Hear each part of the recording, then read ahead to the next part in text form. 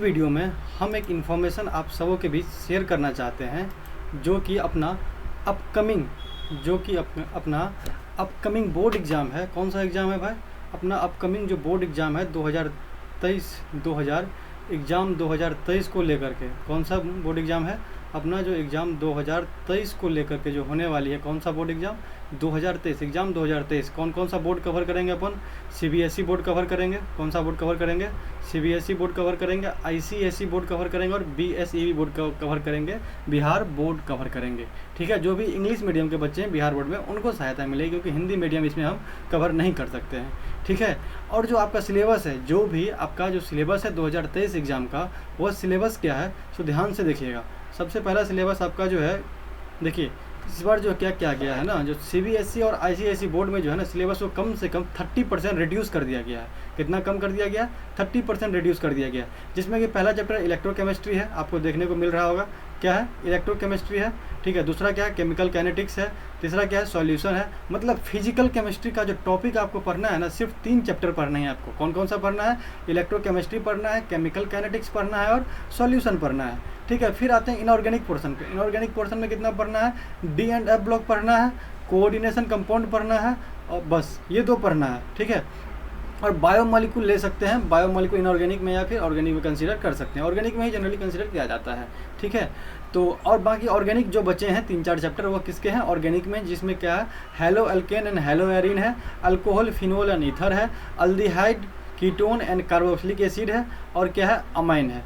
ठीक है, तो ये जो 10 चैप्टर हैं मेजरली हम इसको कवर करेंगे। देखिए आपका जो एग्ज़ाम जो होने वाला है, आपका जो एग्ज़ाम जो होगा वह कब होगा? फरवरी में होगा। अप्रोक्सीमेटली यही डेट होता है जो एग्ज़ाम कब होगा? फरवरी 2023 में आपका ये एग्ज़ाम होगा। ठीक है, तो अभी अपने पास अभी अक्टूबर चल रहा है, तो पूरा अक्टूबर बचा हुआ है। क्या बचा हुआ? पूरा अक्टूबर बचा हुआ है अपने पास, नवंबर बचा हुआ है और दिसंबर बचा हुआ है और जनवरी बचा हुआ है अपने पास। क्या बचा हुआ है? जनवरी। मतलब मान के चलें तो 1 मंथ, 2 मंथ, 3 मंथ और 4 मंथ बचा हुआ है। और 4 मंथ में टोटल अपने को ये 10 टॉपिक कवर करना है। कितने टॉपिक कवर करना है? 10 टॉपिक कवर करना है। ठीक है, इसमें से आपको ये बताना है बच्चों, जो क्या आपको ये 10 के 10 टॉपिक जो हैं, क्या आपको पूरे का पूरे पढ़ना है? मतलब टॉपिक बाय टॉपिक पढ़ना है या फिर एग्ज़ाम के पॉइंट ऑफ व्यू से पढ़ना है? मतलब क्या एग्ज़ाम के पॉइंट ऑफ व्यू से क्या इम्पोर्टेंट है जो कि 2023 के एग्ज़ाम में आ सकता है, उसके पॉइंट ऑफ व्यू से पढ़ना है। क्योंकि जब हमने सैम्पल पेपर देखा, क्योंकि CBSE का सैम्पल पेपर रिलीज हो चुका है, जिसमें इलेक्ट्रोकेमिस्ट्री का हमने देखा 2-3 क्वेश्चन दे रखा है। सब्जेक्टिव की बात करते हैं, केमिकल काइनेटिक्स में भी बहुत ईजी क्वेश्चन दे रखा होता है, जिसमें कि ऑर्डर निकालना होता है। क्योंकि जिनके भी स्कूल में पढ़ाई हो चुकी होगी तो उनको पता होगा जो ऑर्डर कैलकुलेशन कैसे करते हैं। ठीक है, ऑर्डर निकाला जाता है।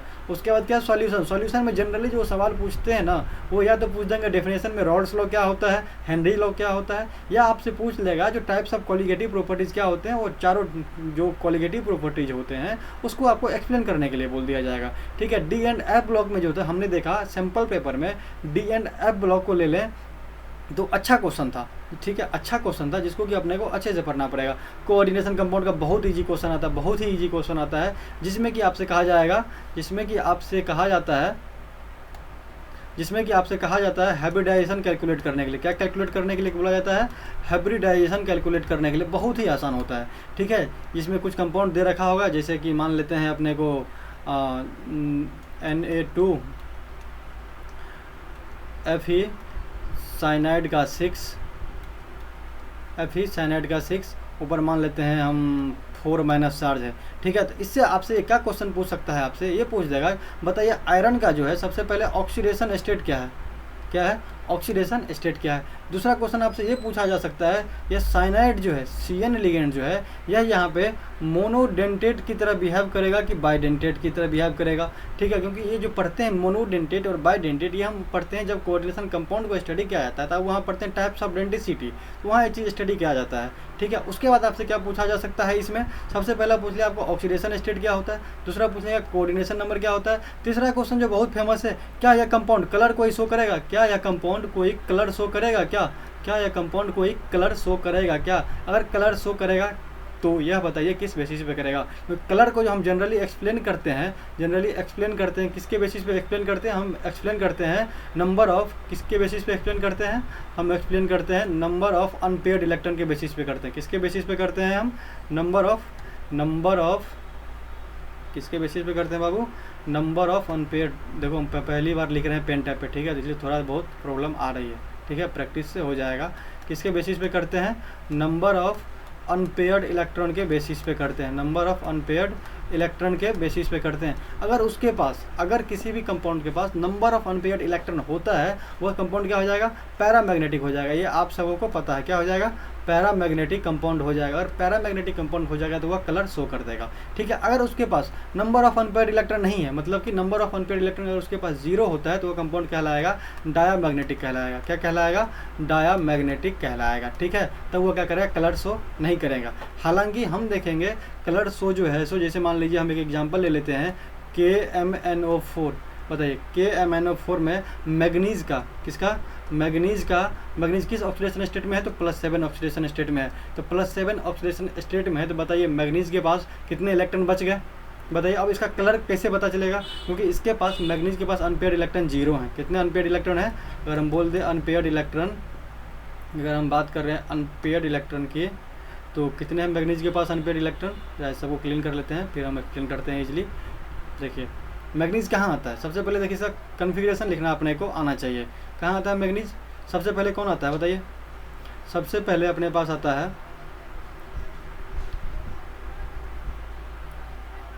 देखिए आपको डी ब्लॉक याद होगा। सबसे पहले कौन आता है? स्कैंडियम आता है, टाइटेनियम आता है, वेनेडियम आता है, क्रोमियम आता है और मैग्नीज आता है, ठीक है। मैग्नीज आता है, ठीक है। अब देखिए इसका क्या होता है कन्फिग्रेशन? 3D1 4s2। इसका क्या होता है टाइटेनियम का? 3D2 4s2। वेनेडियम का क्या होता है? 3D3 4s2। इसका क्या होता है क्रोमियम का? यहाँ एक बात याद रखने वाली बात है। क्या बात याद रखने वाली बात है? इसका कन्फिग्रेशन जो हो जाएगा 3D5 4s0। क्या हो जाएगा? 4s। इसका कन्फिग्रेशन क्या हो जाएगा? 3D5 4s0, ठीक है। अब मैग्नीज बचा, तो मैग्नीज का कन्फिग्रेशन क्या हो जाएगा? 3D5 4s2 हो जाएगा। अब बताइए इसके वैलेंस शेल में कितने इलेक्ट्रॉन हैं? 7 इलेक्ट्रॉन दिख रहे हैं, 5 यहाँ से दिख रहे होंगे। अगर हम कोई कलर पिकअप कर लें तो ध्यान से देखिएगा, ठीक है। देखिए यहाँ कितने इलेक्ट्रॉन दिख रहे हैं? 5। अच्छा कलर पिकअप नहीं हुआ, हाँ अब हो गया। देखिए यहाँ कितने इलेक्ट्रॉन दिख रहे हैं? 5 दिख रहे हैं और 2 यहाँ दिख रहे हैं। तो मैग्नीज के पास कितने इलेक्ट्रॉन हो गया? मैग्नीज के पास टोटल कितने वैलेंस इलेक्ट्रॉन में? 7 हैं। और जब हम एग्जांपल लेते हैं KMnO4 का, तो मैग्नीज का जो ऑक्सीडेशन स्टेट होता है वह कितना हो जाता है? +7 हो जाता है। इसका मतलब ये है जो इसके पास वैलेंस शेल में जो 7 के 7 इलेक्ट्रॉन थे उसने वो लूज कर दिया। अब तो क्या हो गया? ये D0 कन्फिग्रेशन हो गया। मतलब ये क्या हो गया? पैरामैग्नेटिक हो गया। क्या हो गया? सॉरी पैरामैग्नेटिक नहीं हुआ, ये हो गया डायामैग्नेटिक। क्या हो गया ये? क्योंकि इलेक्ट्रॉन तो उसके पास 0 हो गए, तो एक भी नंबर ऑफ अनपेयर्ड इलेक्ट्रॉन नहीं है, तो क्या हो गया? ये डायामैग्नेटिक हो गया, ठीक है। याद रखिएगा डायामैग्नेटिक होते हुए भी ये क्लर्ड कंपाउंड होता है। क्यों होता है? यह क्वेश्चन सैम्पल पेपर में दे रखा है। यह क्वेश्चन जो CBSE ने सैम्पल पेपर रिलीज़ किया है उसमें दे रखा है। जो KMnO4 का जो कलर होता है वह किस कारण से होता है वह बताइए। जब हम कोऑर्डिनेशन कंपाउंड पढ़ते हैं तो वहाँ हम 3-4 टाइप के ट्रांजिशन पढ़ते हैं। क्या पढ़ते हैं? 3-4 टाइप के ट्रांजिशन पढ़ते हैं, ठीक है।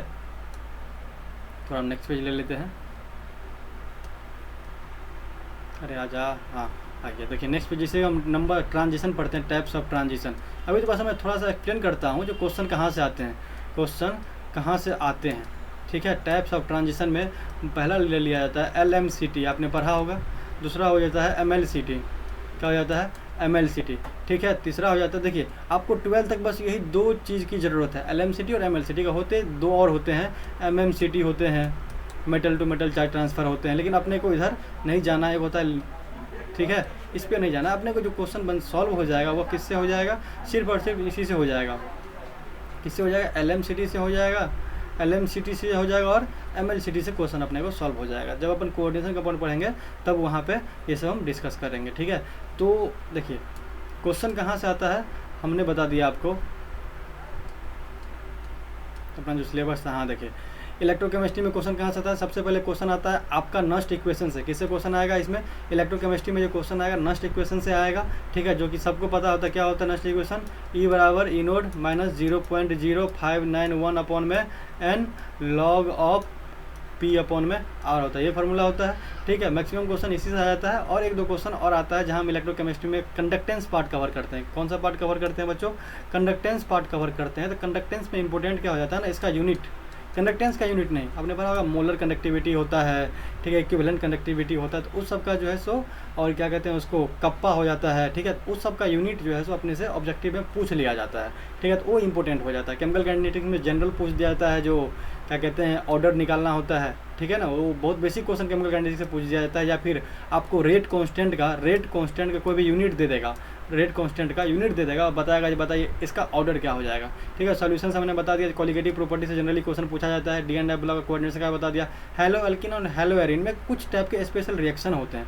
क्या होता है? हेलो एल्किन और हेलो एरिन में कुछ टाइप के स्पेशल रिएक्शन होते हैं, उसको हम कवर करेंगे। Alcohol, phenol ether, aldehyde, ketone, carboxylic acid. Aldehyde, ketone, carboxylic acid में जनरली जो है अपने पास आ जाता है जो भी नेम रिएक्शन होता है ना, कार्बोनिल बेस्ड, आपने सुना होगा aldol condensation reaction, Cannizzaro, Perkin condensation reaction वगैरह वगैरह इसमें आ जाता है। ठीक है, बायोमोलिक्यूल तो बहुत ही सीधा है, उसमें क्या, जिसमें आप एनसीईआरटी पढ़ रखे होंगे तो उसने दे रखा होगा आपको जो ग्लूकोज है, ग्लूकोज का तो फार्मूला आपको पता ही होगा। चलिए नेक्स्ट पेज ले लेते हैं अपन, फिर देखते हैं, कवर कर लेते हैं। ठीक है, इसलिए इसको इरेज कर देते हैं।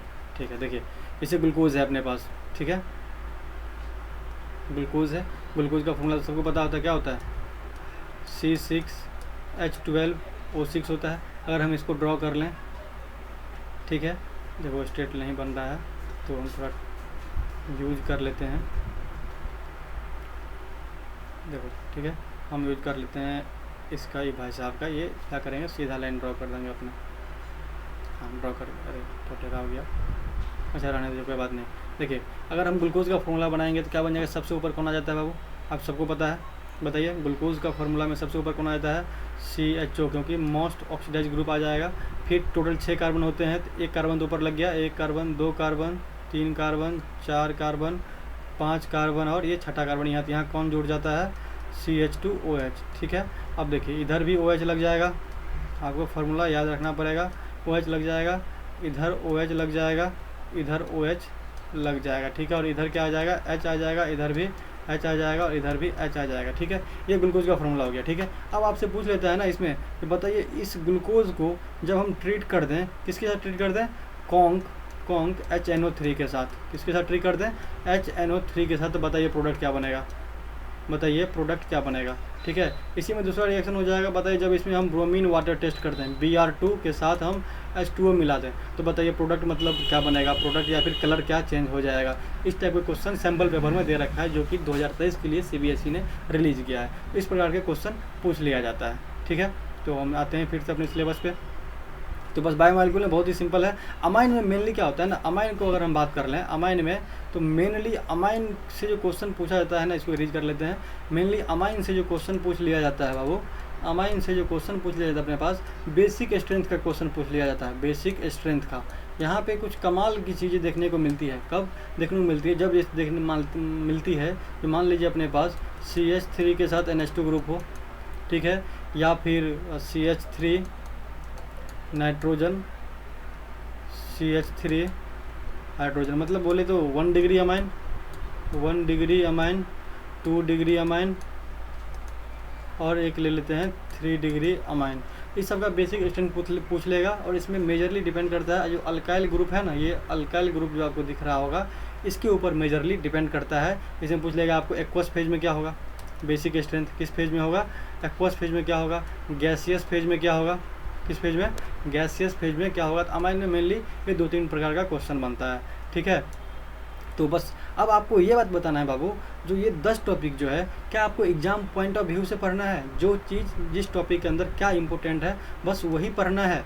क्या आपको जो इंपॉर्टेंट है, मान लीजिए इलेक्ट्रोकेमिस्ट्री में क्या इंपॉर्टेंट है, काइनेटिक्स के अंदर क्या इंपॉर्टेंट है, सॉल्यूशन के अंदर क्या इंपॉर्टेंट है, डी एंड एफ ब्लॉक के अंदर क्या इंपॉर्टेंट है, कोऑर्डिनेशन कंपाउंड के बारे में क्या इंपॉर्टेंट है, हेलो एल्केन हेलो एरिन के बारे में क्या इंपॉर्टेंट है, अल्कोहल फिनोल एंड ईथर के बारे में क्या इंपॉर्टेंट है, किस पॉइंट ऑफ व्यू से, एग्जाम 2023 के पॉइंट ऑफ व्यू से, जिसमें कि ऑब्जेक्टिव और सब्जेक्टिव सारा क्वेश्चन को कवर करेंगे। और अल्डिहाइड कीटोन एसिड में क्या इंपॉर्टेंट है, अमाइन में क्या इंपॉर्टेंट है, और बायोमॉलिक्यूल में क्या इंपॉर्टेंट है। क्या अगर आपको इस पॉइंट ऑफ व्यू से पढ़ना है तब तो मुश्किल से जो क्रैश कोर्स का नाम आपने सुना ही होगा, क्रैश कोर्स स्टार्ट करेंगे, मुश्किल से 1 महीने के अंदर खत्म हो जाएगा। अगर आपको, ध्यान दीजिएगा, अगर आपको ये पूरा टॉपिक कब पढ़ना है, अगर आपको ये ये पूरा टॉपिक जैसे क्लासेस में पढ़ाए जाते हैं, जैसे क्लासेस में पढ़ाया जाता है, अगर वैसे पढ़ना है आपको, जैसे क्लासेस में पढ़ाए जाते हैं वो तो थियोरी, अगर वैसे पढ़ना है तो अभी अपने पास 3-4 मंथ है। अभी बोले था ना हम आपको, अक्टूबर है, नवंबर है, दिसंबर है और जनवरी है, ठीक है। अगर हम एक मंथ में 2 से 3 चैप्टर भी एवरेज कवर करें ना तो अपना सिलेबस कंप्लीट हो जाएगा, ठीक है। तो अब आपको डिसाइड करना है जो पढ़ना किस तरह से है, एग्जाम पॉइंट ऑफ व्यू से पढ़ना है या फिर पूरा चैप्टर पढ़ना है, या फिर इंपॉर्टेंट टॉपिक जो हैं जो अपकमिंग एग्जाम 2023 में आ सकते हैं, जो एक्सपेक्टेड क्वेश्चन, एक्सपेक्टेड टॉपिक, किस टॉपिक से क्वेश्चन आ सकते हैं, सिर्फ वो पढ़ना है। क्योंकि हमने कम से कम इसका जो बात कर लें अपन, तो हम जो है कम से कम 5 ईयर का प्रीवियस ईयर हमने देखा है, 5 ईयर का प्रीवियस ईयर देखा है। प्रीवियस ईयर हमने देखा, किसका देखा है, CBSE का देखा है, ICSE बोर्ड का देखा है। अरे बिहार बोर्ड का तो बात ही छोड़ दो यार, उसमें क्या है, ठीक है ना। तो हमने ये देखा है, उससे एनालाइज किया है जो आपके क्वेश्चन किस टॉपिक से आ सकते हैं, ठीक है। तो बाबू अब बस आपको ये बताना है जो पढ़ना किस पॉइंट ऑफ व्यू से है, ठीक है। चलिए इस वीडियो में बस ये इन्फॉर्मेशन शेयर करना था, और वीडियो जो है सो आपका जो रेगुलरली आने लग जाएगा। अभी आपके पास आज 8 अक्टूबर है, तो आपको बताना है जो वीडियो आपको जो है सो किस पॉइंट ऑफ व्यू से चाहिए, एग्जाम पॉइंट ऑफ व्यू से चाहिए या फिर पूरा चैप्टर आपको पढ़ना है उस पॉइंट ऑफ व्यू से चाहिए। तो अभी आज 8 अक्टूबर है, 9 अक्टूबर और 10 अक्टूबर, तो वीडियो आपका जो है सो 10 अक्टूबर से यूट्यूब चैनल हकल केमिस्ट्री पे आपको मिलना शुरू हो जाएगा। पर डे एटलीस्ट हम प्रयास करेंगे एक चैप्टर का 2 से 3 वीडियो अपलोड करने का, ठीक है। अभी आपके पास आज है और कल है, तो आपको ये देख करके बताना है जो आपकी तैयारी किस तरीके से। अगर तैयारी अच्छी नहीं है आप मुझे बता सकते हैं, जो बस सर आप एग्ज़ाम के पॉइंट ऑफ व्यू से तैयारी करवा दो या फिर पूरा चैप्टर पढ़ा दो, तो हम दोनों काम कर लेंगे, ठीक है। ये डिपेंड करता है आपके ऊपर, ठीक है। अगर आप यहाँ तक पहुँच ही गए हैं तो डिसाइड आपको करना है जो क्या करना है, मतलब एग्जाम पॉइंट ऑफ व्यू से पढ़ना है क्या करना है। देखने के लिए बहुत बहुत धन्यवाद।